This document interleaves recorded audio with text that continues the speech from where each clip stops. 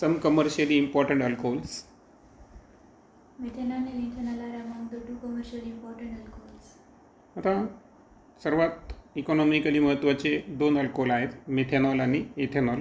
अगोदर आपण मिथेनॉलबद्दल बोलू. Methanol CH3OH, also known as wood spirit, was produced by destructive distillation of wood. आता methanol formula तर माहीत तुम्हाला, त्याला वूड स्पिरिटसुद्धा म्हणतात आणि त्याची निर्मिती ही जे लाकूड आहे त्याचं डिस्ट्रक्टिव्ह डिस्टिलेशन झालं तर त्यापासून मिथेनॉलची निर्मिती होते. Today, most of the methanol is produced by catalytic hydrogenation of carbon monoxide at high pressure and temperature and in the presence of ZnOCr2O3 catalyst. आता डायरेक्ट रिॲक्शनमध्ये पाहू शकता तुम्ही की एक लक्षात ठेवा मेथड काय आहे. तर सुरुवातीला जर पाहिलं आपण तर नॅचरल मिथेनॉलबद्दल बोललो, पण आता जे मिथेनॉल बोललेलो आपण तर सिंथेटिक पद्धतीनं कसं तयार करतात. तर यामध्ये शब्द आहे कॅटेलिटिक हायड्रोजिनेशन. आता हायड्रोजिनेशनचा अर्थ काय आहे, हायड्रोजन ॲड करणे. तर कोणासोबत ॲड करायचं आहे, कार्बन मोनॉक्साईडसोबत. पण या ठिकाणी कॅटलिस्ट आहे झिंक ऑक्साईड आणि क्रोमियम ऑक्साईड्स ZnOCr2O3. प्रेशरची रेंज आहे 200 to 300 आणि टेम्परेचर रेंज आहे 573 to 673 केल्विन. आणि यामध्ये जे कार्बन मोनॉक्साईडमधला बॉन्ड आहे तो कम्प्लिटली ब्रेक होतो. पहिल्या कार्बनला 3 हायड्रोजन आणि नंतरच्या ऑक्सिजनला 1 हायड्रोजन, असे 4 हायड्रोजनच्या साहाय्यानं मिथेनॉलचं फॉर्मेशन होतं. Methanol is a colorless liquid and boils at 337 Kelvin. Colourless liquid आहे मिथेनॉल आणि बॉइलिंग पॉईंट आहे 373 kelvin. It is highly poisonous in nature. 337 kelvin. तर हा जो मिथेनॉल आहे ना, तर या अगोदर पण आपण डिस्कस केलं होतं की हा लिथलसुद्धा असतो आहे की नाही. सो हायली पॉयझनियस म्हणजे खूप विषारी आहे. Ingestion of even small quantities of methanol can cause blindness and large quantities cause immunity.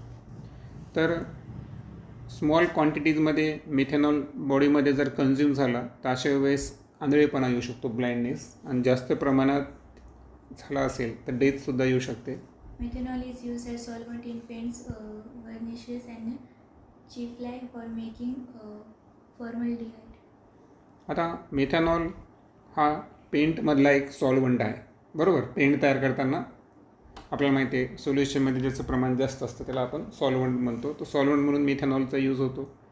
त्यानंतर वेगवेगळ्या प्रकारचे जे वार्निशेस असतात है ना कलरच्या संदर्भात, आणि दुसरं म्हणजे फॉर्मलडिहाइडची निर्मिती करण्यासाठी सुद्धा मुख्यत्वे मिथेनॉलचा यूज केला जातो.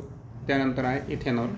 Ethanol C2H5OH is obtained commercially by fermentation. The oldest method is from sugars. आता शुगरचं जर आपण फर्मेंटेशन केलं तर त्यापासून इथेनॉलचं फॉर्मेशन होते. ही आपली ट्रॅडिशनल मेथड आहे.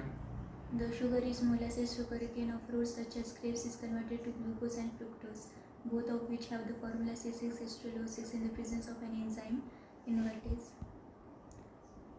आता खाली तुम्हाला दोन्ही रिॲक्शन दिलेले आहेत. ओके, पहिल्या रिॲक्शनमध्ये ठीक आहे, वरती इन्फॉर्मेशन घेऊ आपण. आता शुगर जी मोलासेसमध्ये असतील, शुगर केनमध्ये किंवा फ्रूट्समध्ये असतील, ओके, ग्रेप्ससारख्या, तर यामध्ये काय होतं की शुगरचं कन्व्हर्जन हे ग्लुकोज अँड फ्रुक्टोजमध्ये होतं. आणि हे होत असताना जो एन्झाईम त्याला मदत करतो तो आहे इन्व्हर्टेज. आणि म्हणून पहिल्या रिॲक्शनमध्ये जर पाहिलं आपण तर तुमच्या लक्षात येईल की C12H22O11, बरोबर. टेबल शुगरसाठी सुद्धा हाच फॉर्म्युला आपण यूज करतो, बरोबर. तर याचं जर आपण इन्व्हर्टेज एन्झाईमच्या प्रेझेन्समध्ये जर हायड्रोलाइज केलं तर अशापासून दोन तयार होतात. एक आहे ग्लुकोज आणि दुसरा आहे फ्रुक्टोज. जरी केमिकल फॉर्म्युला सेम असेल मात्र ते एकमेकांचे आयसोमर्स आहेत. Glucose and fructose undergo fermentation in the presence of another enzyme Zymes which is found in yeast. आता ईस्टमध्ये एक एन्झाईम आहे झायमेस. तर या झायमेसच्या मदतीनं ग्लुकोज असो किंवा फ्रुक्टोज असो या दोघांचं प्रेझेन्समध्ये जर आपण फर्मेंटेशनची प्रोसेस घडून आणली तर यापासून इथेनॉलचं फॉर्मेशन होतं. मात्र यामध्ये जो गॅस रिलीज होतो तो कोणता आहे, कार्बन डायऑक्साईड. सो इन्व्हर्टेजचं काम काय आहे, शुगरचं रूपांतर ग्लुकोज आणि फ्रुक्टोजमध्ये करायचं, आणि झायमेसचं काम आहे ग्लुकोज किंवा फ्रुक्टोजचं फर्मेंटेशन करून इथेनॉलचं फॉर्मेशन करायचं. त्यानंतर लेफ्ट साईडला एक पॉईंट दिलेला आहे. Digestion of ethanol acts on the central nervous system. आता इथेनॉल जर आपण इंजेस्ट केला तर तो आपल्या CNSवर इफेक्ट करतो. In moderate amounts, it affects judgment and lowers inhibitions. आता कमी प्रमाणात किंवा मध्यम स्वरूपात जर इथेनॉल बॉडीमध्ये गेला तर अशा वेळेस जे जजमेंट आहेत म्हणजे आपले जे निर्णय असतात आणि लोअर इनहेबिशन्स तर याच्यावर तो परिणाम करतो. जसं की दारूचा इफेक्ट आपण पाहिला असतो त्या पद्धतीनं. Higher concentration causes nausea and loss of consciousness. आणि हायर कॉन्सन्ट्रेशनमध्ये नॉझिया असेल किंवा भानच राहत नाही आहे की नाही तर लॉस ऑफ कॉन्शियसनेस हे इफेक्ट होऊ शकतात. Even at high concentration, it interferes with spontaneous respiration and can be fatal. आणि त्याच्याही पलीकडे जाऊन जर ओव्हर कन्झ्युम्शन झालं इथेनॉलचं तर अशा वेळेस स्पॉन्टेनियस रिस्पिरेशन जे आहे त्यामध्ये इंटरफरन्स येतो आणि म्हणजे आपलं जे सातत्यानं चाललं रेस्पिरेशन आहे त्यामध्ये अडथळा येतो आणि अशा वेळेस आपली डेथसुद्धा होऊ शकते. त्यानंतर In wine making, grapes are the source of sugars and yeast. आता दारू तयार करण्यासाठी तुम्हाला माहीत आहे की 2 गोष्टी लागतात, शुगर आणि ईस्ट. तर त्याचे सोर्सेस काय असतात? Grapes. As grapes ripen, the quantity of sugar increases and yeast grows on the outer skin. आता यामध्ये ग्रेप्स एकदा रिपन म्हणजे पिकले तर यावेळेस काय होतं की त्यामध्ये असणारी जी शुगरची क्वांटिटी आहे ना तर ती इन्क्रीज होते आणि ईस्टची ग्रोथ ही ग्रेप्सच्या आउटर स्किनवर होते. When grapes are crushed, the sugars and the enzymes come in contact and fermentation starts. मग आता जेव्हा हे ग्रेप्स क्रश केल्या जातात तर बाहेरून तयार झालेले ईस्ट आणि आतील शुगर बरोबर आहे का. आता ईस्ट तुम्हाला माहिती आहे वरती आपण पाहिलं की इन्व्हर्टेज झायमेस अशा काही एन्झाईमचं काय सिक्रेशन करते ना. स्पेशली आपण झायमेसबद्दल बोललो तर काय होतं ईस्टनं सिक्रेट केलेलं एन्झाईम आणि शुगर हे एकमेकांच्या कॉन्टॅक्टमध्ये आले म्हणजे तिथं केमिकल रिॲक्शन घडते ज्याला आपण फर्मेंटेशन म्हणतो. Fermentation takes place in anaerobic condition, that is in absence of air. आणि फर्मेंटेशनबद्दल बोललेलो आपण कारण स्टँडर्ड 10मध्ये ॲनोरोबिक रिस्पिरेशन जे आहे तर त्यामध्ये आपल्याला माहिती आहे की पहिली स्टेप असते ग्लायकोलिसिस आणि दुसरी स्टेप असते fermentation. Carbon dioxide is released during fermentation. आणि फर्मेंटेशनचे वैशिष्ट्य आहे की यामध्ये CO2चा लॉस होतो. अर्थातच कार्बन डायऑक्साईड या केसेसमध्ये रिलीज होतो. वरच्या पण रिॲक्शनमध्ये जर पाहिलं आपण तर झायमेसच्या प्रेझेन्समध्ये जेव्हा ग्लुकोज किंवा फ्रुक्टोजचं काय झालं होतं फर्मेंटेशन तर अशा वेळेस अलॉंग विथ इथेनॉल काय रिलीज झाला होता CO2. The action of zymase is inhibited once the percentage of alcohol form exceeds 14%. आता झायमेस एन्झाईम आहे ना तर याचा एक स्पेशल हे आहे बघा म्हणजे एक लिमिटेशन म्हणू आपण त्याला आहे की नाही. एका विशिष्ट पर्सेंटेजच्या वर जर जात असेल पहा इथं सांगितलेलं आहे की एकदा का अल्कोहोलचं पर्सेंटेज जे तयार व्हायला या प्रोसेसमध्ये हे कोणती रेंज एक्सीड केलं यानं 14% जर एक्सीड केली तर अशा वेळेस जी झायमेसची ॲक्शन आहे त्या एन्झाईमची ॲक्शन ही इनहॅबिट होते म्हणजे त्या ठिकाणी त्याच्यावर बंधनं येतात किंवा ते प्रोसेस होत नाही. If air gets into fermentation mixture, the oxygen of air oxidates ethanol to ethanoic acid, which in turn destroys the taste of alcoholic drinks. आता या फर्मेंटेशन मिक्सचरमध्ये जर एअरशी संपर्क आला तर तुम्हाला माहिती आहे की एअरमध्ये ऑक्सिडाईज करणारा कोणता एलिमेंट प्रेझेंट आहे? Oxygen gas. मग हा ऑक्सिजन गॅस जर इथेनॉलच्या प्रेझेन्समध्ये आला तर इथेनॉलचं ऑक्सिडेशन जेव्हाही होतं तेव्हापासून काय तयार होतं? Ethanoic acid. आणि इथेनॉइक ॲसिड हा काय करतो मग जे अल्कोहोलिक ड्रिंक्स आहेत तर त्यांची टेस्ट जी आहे ती बिघडून टाकतो बरोबर. दॅट्स वाय लक्षात ठेवायचं की इथेनॉलचं जेव्हाही ऑक्सिडेशन होतं ऑक्सिजनच्या मदतीनं तेव्हा इथेनॉइक ॲसिडचं फॉर्मेशन होतं. Ethanol is a colorless liquid with boiling point 351 Kelvin. Ethanol हा कलरलेस लिक्विड आहे. Boiling point 351 kelvin. It is used as a solvent in paints industry and in the preparation of a number of carbon compounds. मगाशी सांगितलं होतं की pen इंडस्ट्रीमध्ये हा solvent म्हणून use होतो आणि ॲक्च्युअल जे कार्बन कंपाऊंड्स आहेत असंख्य प्रकारचे ते निर्मिती करण्यासाठी सुद्धा आपण इथेनॉलचा वापर करतो. The commercial alcohol is made unfit for drinking by mixing it in it some copper sulfate to give it a color and pyridine, a full smelling liquid. It is known as denaturation of alcohol. आता जे commercial alcohol आहे ना तर ते ड्रिंकिंगसाठी unfit असतं आहे ना. So the commercial alcohol is made unfit for drinking. मग अनफिट करताना काय करावं लागतं या ठिकाणी की काही कॉपर सल्फेट त्यामध्ये ॲड केला जातो कलर प्रोव्हाइड करण्यासाठी. आणि पिरिडिन जे आहे तर ते त्याच्यामध्ये फोल स्मेलिंग लिक्विड, म्हणजे स्वतः पिरिडिन एक फोल स्मेलिंग म्हणजे एक उग्र वास येणारा ते लिक्विड आहे. म्हणजे हे दोन घटक ॲड केलं की अल्कोहोलचं काय होतं, डिनॅच्युरेशन होतं. आणि म्हणून अशा पद्धतीने ते म्हणजे स्पष्ट लक्षात येतं ना की हे अल्कोहोल आहे. म्हणजे प्रयोगशाळेमध्ये पण त्याला आपल्याला आयडेंटिफाय करणं सोपं जातं. Nowadays, large quantity of ethanol are obtained by hydration of ethanol.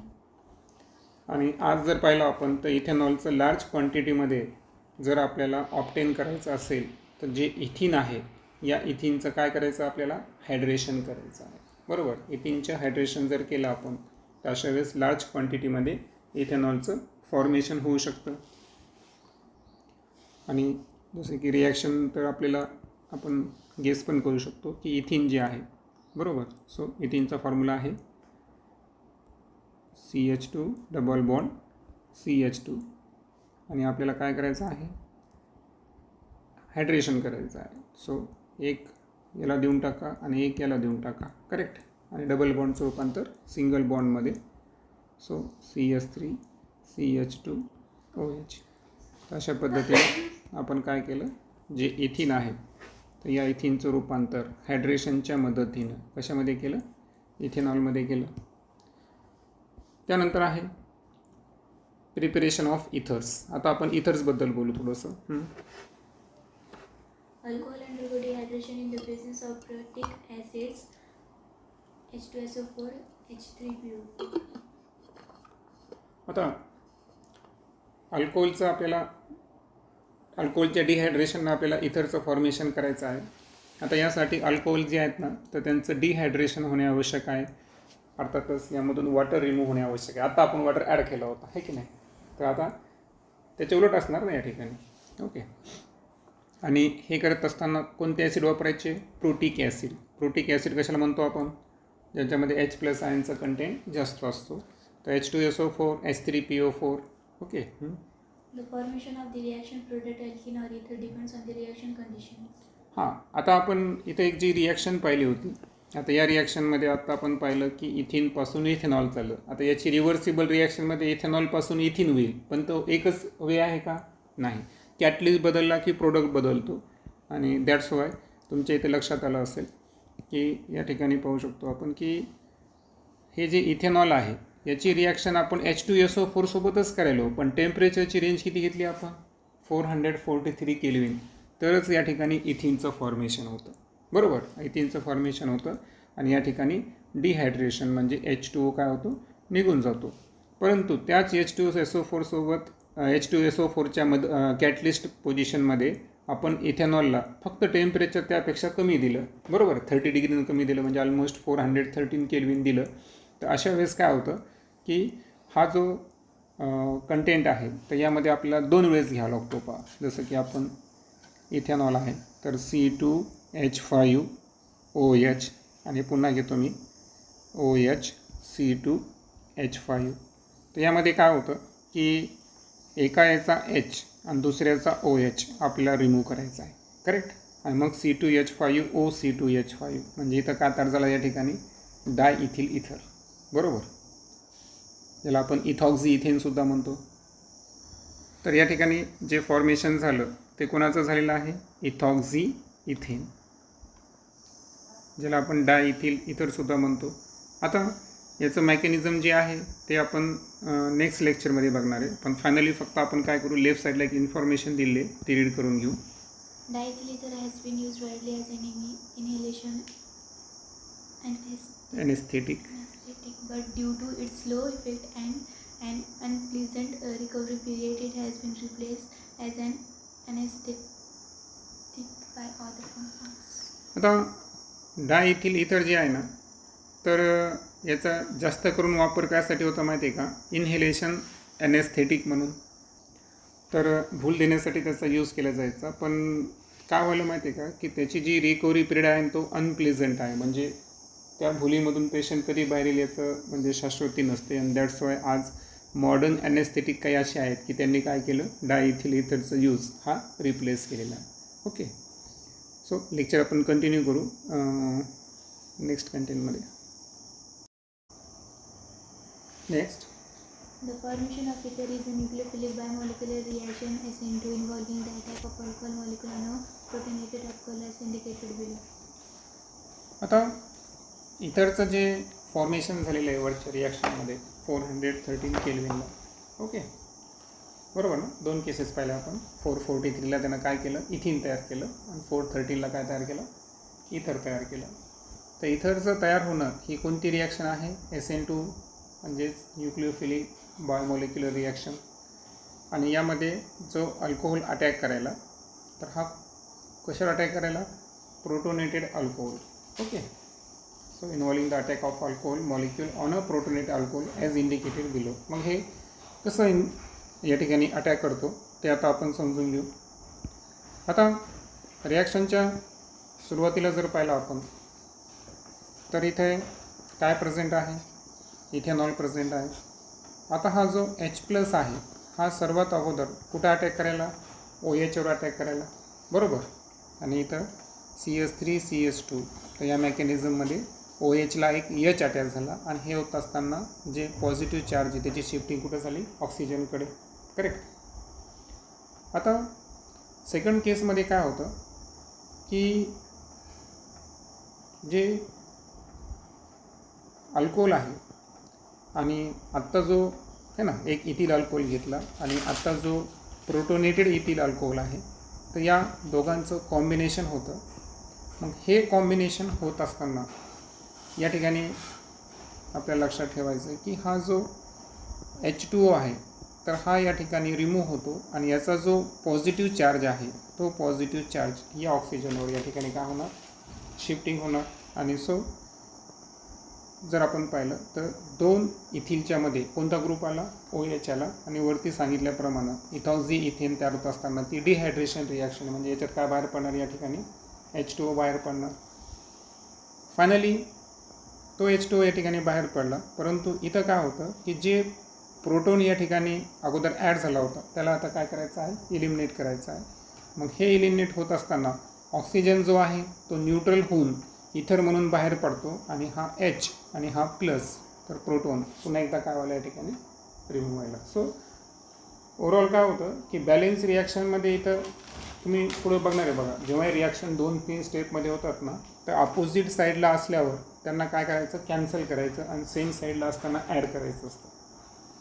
जेव्हाही आपण एखादी रिॲक्शन 2-3 टप्प्यामध्ये करतो तर ओव्हरऑल रिॲक्शन लिहित असताना लेफ्टला जर आले असतील सेम तर त्याला काय करावं लागतं, ॲडिशन. अपोजिट साईडला असेल तर कॅन्सल. तशा पद्धतीने हे H+ या ठिकाणी जी इथं ॲड झाले ते काय होतात, कॅन्सल होतात. आणि ओव्हरऑल रिॲक्शनमध्ये जर पाहिलं आपण तर फॉर्मेशन कोणाचं झालं या ठिकाणी, इथर झालं. सो मेकॅनिझम येते. सो फायनली आपल्याला फक्त लक्षात ठेवायचं की सल्फ्युरिक ॲसिडच्या प्रेझेन्समध्ये जे H+ आयन होते तर त्यांनी इथरचं फॉर्मेशन केलं 413 केल्विनला. Acidic dehydration of alcohols to give an alkene is also associated with substitution reaction to give an ether. मग आता अल्कोहोलचं जेव्हाही ॲसिडिक डिहायड्रेशन होतं तेव्हा ते काय तयार करतात या ठिकाणी, अल्कीन. जसं की इथं आपण पहिल्या रिॲक्शनमध्ये पाहिलं इथिनचं फॉर्मेशन झालं. आणि पुढं काय सांगितलं, जर त्यांची न्यूक्लिओफिलिक सबस्टिट्यूशन रिॲक्शन झाली तर अशा वेळेस त्यांनी काय तयार केलं, इथर तयार केलं. म्हणजे रिॲक्शन टेम्परेचर टाईप कोणता आहे त्यावर प्रोडक्ट डिपेंड आहे. The method is suitable for the preparation of ethers having primary alkyl group only. आता ही जी मेथड पाहिली आपण या मेथडच्या साहाय्यानं आपण इथरचं जे प्रिपरेशन करायलो ते फक्त अशा अल्किल ग्रुपपासून करायलो. ते कोणते ग्रुप पाहिजे आपल्याला, फक्त या ठिकाणी प्रायमरी स्वरूपाचे पाहिजे, बरोबर. The alkyl group should be unhindered and the temperature be kept low. तर कोणत्याही प्रकारचा हिंड्रिंग इफेक्ट त्या ठिकाणी अल्किल ग्रुपचा नसायला पाहिजे. आणि त्यानंतर टेम्परेचर जे आहे ते आपल्याला कसं ठेवायचं आहे, लो ठेवायचं आहे. सो अनहिंडेडचा अर्थ आहे अबाधित, म्हणजे कोणताही अडथळा नसलेला, निर्बंध मुक्त. म्हणजे त्या अल्किल ग्रुपवर कोणताही काय नाही पाहिजे आपल्याला, बंधन नाही पाहिजे, त्याला आपण अनहिंडर्ड कंडिशन म्हणून. टेम्परेचर लो असेल तर हे प्रिपरेशन घडून येतं. Otherwise, the reaction favors the formation of alkene. आणि असं जर नाही झालं तर इथरचं फॉर्मेशन होईल का? नाही. त्या केसमध्ये कोणाचं फॉर्मेशन होईल? अल्किनचं फॉर्मेशन होईल. The reaction follows SN1 pathway when the alcohol is secondary or tertiary, about which you will learn in higher classes. आणि SN1 आणि SN2 तुम्ही लर्न केलेलंच आहे की तुम्हाला माहिती आहे SN2 हा काय फेवर करतो? प्रायमरी. आणि SN1 काय फेवर करतो? टर्शरी. म्हणून सेकंडरी आणि टर्शरी जर अल्किल ग्रुप अल्कोहोल असतील तर अशा वेळेस कोणता पाथवे फॉलो होणार? SN1. However, the dehydration of secondary and tertiary alcohol to give corresponding ethers is unsuccessful as elimination compared to substitution as a consequence alkenes are easily formed. आता इथे एक लक्षात ठेवायचं फार मोठा पॉईंट आलेला आहे की सेकंडरी अँड टर्शरी अल्कोहोल जे आहे तर यांचं डिहायड्रेशन झाल्यानंतर इथर तयार होत नाही. काय शब्द वापरला आहे? अनसक्सेसफुल. कारण या ठिकाणी न्यूक्लियोफिलिक सबस्टिट्यूशन जे आहेत तर त्याच्यावर कोण भारी पडतं? इलिमिनेशन. वरती लक्षात ठेवा ही जी रिॲक्शन आहे या रिॲक्शनमध्ये जी पहिली रिॲक्शन पाहिली होती आपण तर ती कोणती रिॲक्शन होती? इलिमिनेशन रिॲक्शन होती. येते लक्षात? इलिमिनेशन रिॲक्शनमुळे काय तयार झाला होता? अल्किन तयार झाला होता. आणि ही जी रिॲक्शन होती ही कोणती होती? सबस्टिट्यूशन रिॲक्शन होती. आणि न्यूक्लियोफिलिक सबस्टिट्यूशन असल्यामुळं त्या ठिकाणी काय झालं होतं? इथर तयार झाला होता. आता सेकंडरी आणि टर्शरीमध्ये जेव्हा आपण तुलना केली सेकंडरी आणि टर्शरी अल्कोहोल्स तर याचं डिहायड्रेशन होताना इलिमिनेशन हे भारी पडलं. कोणाला? सबस्टिट्यूशनला. म्हणून इथं इथर तयार होणार आहेत का? नाही. तुम्हाला माहिती आहे इलिमिनेशन झालं तर 100% अल्कोहोल काय तयार करते? अल्किनचं फॉर्मेशन करते. त्यानंतर घेऊ डायरेक्ट आपण second point, Williamson synthesis. It is an important laboratory method for the preparation of symmetrical and unsymmetrical ethers. आता इतर दोन्ही टाईपचे असू द्या, सिमेट्रिक किंवा अनसिमेट्रिक, त्यासाठी लॅबोरेटरी मेथड म्हणून आपण कोणाला विचार करू या ठिकाणी? Williamson synthesis. In this method, an alkyl halide is allowed to react with sodium haloxide. यामध्ये आपल्याला जे अल्किल हॅलाइड्स आहेत, आता अल्किल हॅलाइड्स जनरल फॉर्म्युला काय आहे? RX. यांची रिॲक्शन आपल्याला सोडियम अल्कॉक्साईडसोबत करायची आहे. सो रिॲक्शनचा ट्रेंड कसा असेल? यामध्ये RX यांना काय म्हणू आपण?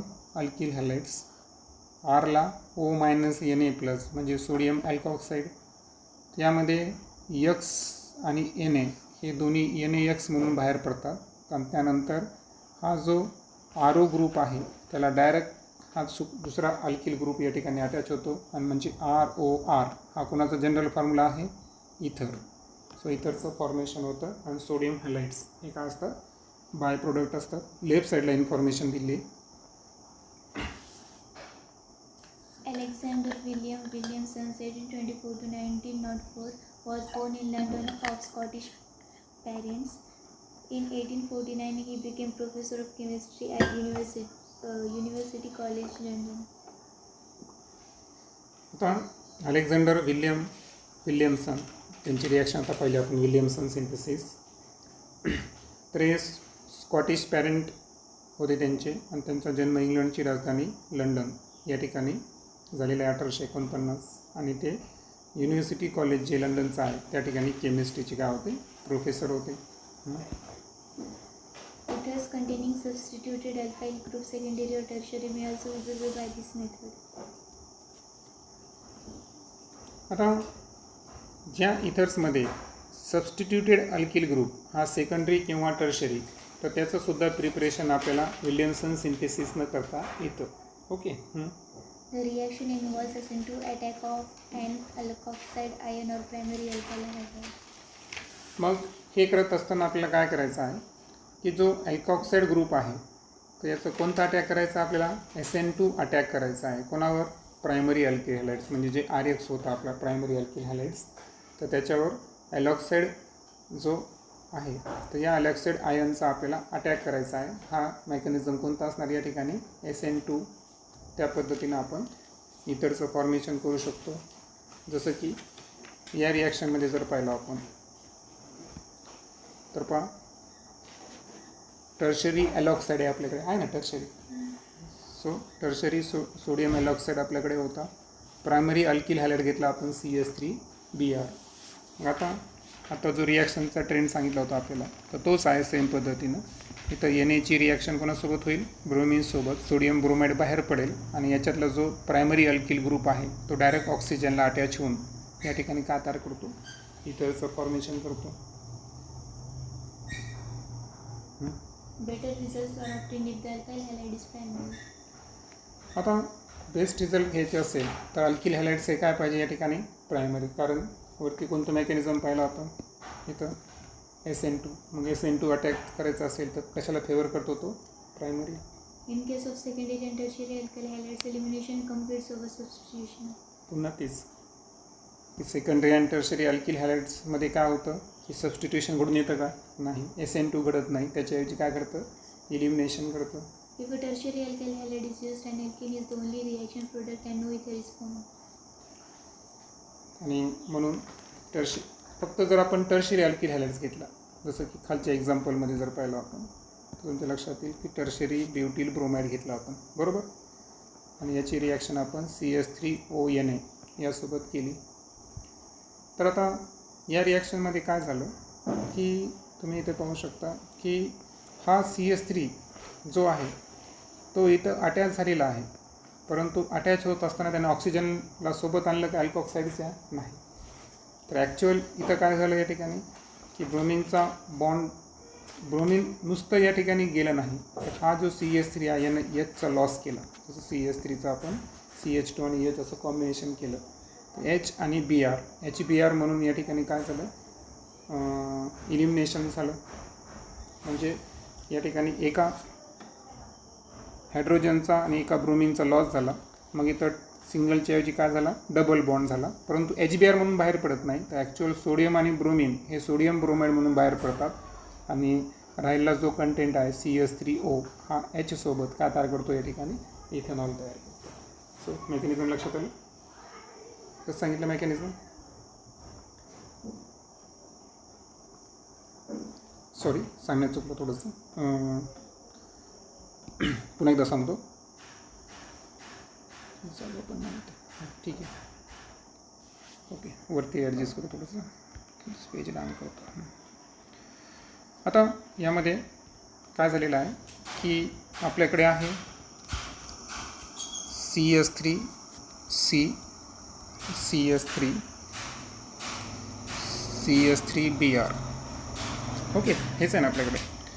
आणि दुसरा कंटेंट कोणता आहे आपल्याकडे, CH3ONA. ओके, एक अल्कोऑक्साईड घेतला आपण. तर यामध्ये आपल्याला इथे बॉन्ड आहे, सॉरी प्लस नाही. तर यामध्ये आपल्याला काय करायचं आहे की हा जो CH3 आहे, तर हा CH3 या ठिकाणी काय करणार, सपोज त्यानं हायड्रोजनचा लॉस केला, ओके, आणि या ठिकाणी ब्रोमिनचा लॉस केला. मग या रिॲक्शनला काय म्हणू आपण, इलिमिनेशन, की H आणि Brचं दोन गणांचं इलिमिनेशन झालेलं आहे. आता या दोन जणांचं इलिमिनेशन झाल्यानंतर तुम्हाला माहिती आहे की CH3 आता यानं ब्रोमिनचा लॉस केला आणि हायड्रोजनचा लॉस केला, म्हणजे हा कार्बन आणि दुसरा जो आहे त्याच्यामध्ये काय आला, डबल बॉन्ड, बरोबर. हे अल्किन तयार झालं. मग यामध्ये जे सोडियम आणि ब्रोमिन आहेत हे एकत्र येतात आणि इथं का तयार करतात, NaBr. आता उरला CH3O आणि हा H, तर हे का तयार करतात या ठिकाणी, CH3OH. अशा पद्धतीचा हा रिॲक्शनचा ट्रेंड आहे. Okay, It is because alkoxide are not only nucleophile but strong bases as well. मग आता यावरून आपल्या लक्षात येतं की अल्कोऑक्साईड हे नुसते न्यूक्लिओफाइल्स आहेत का, नाही, तर हे स्ट्रॉंग बेसेससुद्धा आहेत. आणि जसं की आपण पाहिलं की प्रायमरी असताना वेगळे प्रोडक्ट तयार केले आणि सेकंडरी टर्शरी असताना वेगळे प्रोडक्ट तयार केले. दॅट्स वाय न्यूक्लिओफाइल आणि स्ट्रॉंग बेस असे दोन्ही गोष्टी या ठिकाणी फेवर करतात. They react with alkyl halides leading to elimination reaction. आणि आपण पाहिलं की अल्किल हॅलाइडसोबत ॲलॉक्साईड ग्रुप हे कोणती रिॲक्शन फेवर करायले, इलिमिनेशन रिॲक्शन फेवर करायले. त्यानंतर प्रॉब्लेम घेऊ. The following is not appropriate reaction for preparation of butyl ethyl ether. Question. What will be the major product of this reaction? Write a suitable reaction for the preparation of tertiary butyl ethyl ether. आता जसं की आत्ताच आपण पाहिलं की रिॲक्शनचा trend काय आहे की जेव्हा इथे हा Cl प्रेझेंट आहे आणि इथं कोण प्रेझेंट आहे CH3, बरोबर आहे का. तर यामध्ये मी CH2ला वेगळं लिहितो आणि Hला वेगळं लिहितो. तर तुम्हाला माहिती आहे H आणि Cl या दोघांचं काय होणार या ठिकाणी इलिमिनेशन होणार आहे, करेक्ट. आणि हे इलिमिनेशन झाल्यानंतर हे जे टर्शरी स्ट्रक्चर आहे, ज्या कार्बननं एक त्यांचा जो लिगंड आहे त्याला या ठिकाणी लॉस केला, त्याच्यामुळे त्यांच्यामध्ये काय तयार होतं, डबल बॉन्ड तयार होतं. आणि दॅट्स वाय डेफिनेटली त्या ठिकाणी 2-मिथिल प्रोपुवनिन नावाचा काय तयार होणार आहे, अल्किन तयार होणार आहे. येतं लक्षात. जसं की आता रिॲक्शन जर आपण पाहिली तर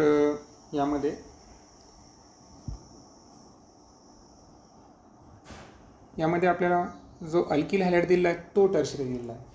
लक्षात आलं. अल्किल हॅलाइड काय दिला आहे आपल्याला, टर्शरी दिला आहे. म्हणून ही अप्रोप्रिएट रिॲक्शन आहे का, नाही. याच्यामध्ये इथर तयार होणार नाही, याच्यामध्ये डेफिनेटली काय तयार होणार आहे, अल्किन तयार होणार आहे, बरोबर आहे का. आणि तो अल्किन कसा असेल तुम्हाला माहीत आहे की तो असेल CH3 CH3 double bond CH2. आलं ना, 2-मिथिल प्रोपुवनिन, करेक्ट. मग याचे बाय प्रोडक्ट कोण असले असते, याचे बाय प्रोडक्ट राहिले असते एक राहिला असता C2H5O आणि H. हे काय तयार करतील, C2H5OH इथेनॉल तयार करतील. आणि त्यानंतर Cl आणि Na हे काय तयार करतील, या ठिकाणी NaCl तयार केले असते, बरोबर आहे का. पण ह्या रिॲक्शनचा हा प्रोडक्ट तयार झाला असता का, नाही. लक्षात घ्या, आपल्याला हॅलाइड प्रायमरी पाहिजे, बरोबर आहे का. आपल्याला टर्शरी कोण ॲलॉक्साईड चालतो, पण टर्शरी हॅलाइड चालतो का, नाही. दॅट्स वाय सेकंड क्वेश्चनमध्ये तेच विचारलं होतं की मग सुटेबल रिॲक्शन काय आहे जर आपल्याला टर्शरी ब्युटिल एथिल इथर तयार करायचं असेल. तर त्यासाठी आपल्याला ॲलॉक्साईड ग्रुप जो आहे हा टर्शरी घ्यावा लागेल आणि जो अल्किल हॅलाइड आहे तो कोणता घ्यावा लागेल, प्रायमरी घ्यावा लागेल. येते लक्षात. मग हे प्रायमरी घेतल्यानंतर इथे रिॲक्शनचा ट्रेंड काय असणार या ठिकाणी, तर हा रिॲक्शनचा ट्रेंड असा असणार की याच्यामध्ये फक्त Na आणि Cl, बरोबर आहे का. तर NaCl जे आहेत तर हे सोडियम क्लोराईड म्हणून बाहेर पडतील आणि CH3 CH2 अर्थातच C2H5 हा ओला डायरेक्ट अटॅच होणार आणि अशा केसमध्ये इथर तयार होईल. तो इथर कोणता असेल या ठिकाणी, टर्शरी ब्युटिल इथर. ओके, इथिल इथर. Finally Phenols are also converted to ethers by this method. In this, phenol is used as a phenoxide moiety. आणि फायनली सांगितलेलं आहे की फिनॉलचं रूपांतर जर आपल्याला इथरमध्ये करायचं असेल सेम पद्धतीनं आपण करणार. मग आता या ठिकाणी जे फिनॉक्साईड मॉइटी आहे त्याचं यूज करायचं म्हणजे फिनॉक्साईड आयनचं अगोदर फॉर्मेशन करायचं. तुम्हाला माहिती आहे फिनॉलची रिॲक्शन तुम्ही सोडियम हायड्रॉक्साईडसोबत करा, का तयार होतो, बेन्झिन फिनॉक्साईड आयन तयार होतो, फिनिल. ओके. सो आता इथं हा जो फिनॉक्साईड आयन तयार झालेला आहे तर त्याची रिॲक्शन कंपल्सरी कोणासोबत करावी, प्रायमरी हॅलाइड्स. लक्षात आहे ना.